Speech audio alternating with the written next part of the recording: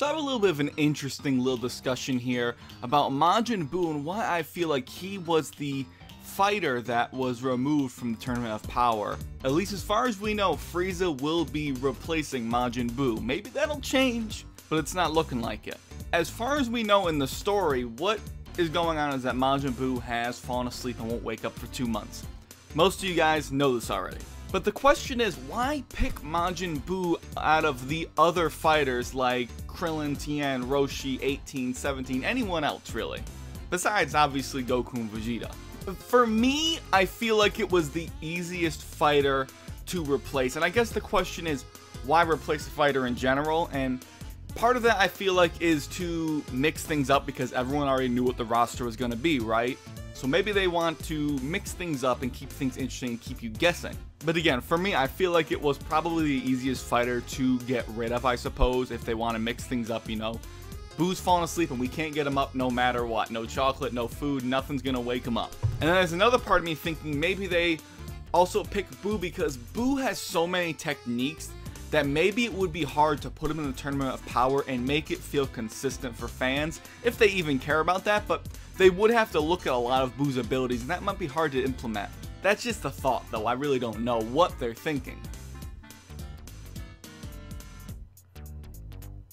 But it's like Buu has so many more techniques than your average fighter that's in this tournament. You know, regeneration, he can copy attacks, turn people into candy if he'd even be allowed to do that, heal his teammates, an insane amount of stamina. And I do like the idea of Frieza coming back. I've talked about this before. I like it's different this time with him coming back because he is fighting for a different side. He's fighting on the side of good, really, even though, you know, he's still evil. But it's going to be interesting to see how he interacts with everyone, and that's what I like about it. So I like that Frieza's coming back. Would I have rather had another fighter get replaced? Yes, because I want to see what Majin Buu can do. But there must be a reason why they specifically picked Majin Buu. I mean, there's no question about that. It's not like they pulled a card out of a hat and picked Majin Buu at random. Maybe they did, actually.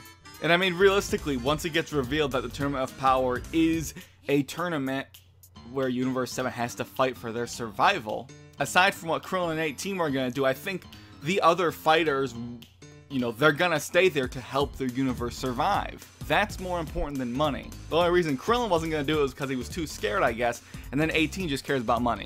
I think it's funny how Goku jumps to Frieza to replace Buu, but doesn't even think of Yamcha at all. That would have been kind of funny to have Yamcha be like, I heard you guys are missing a teammate.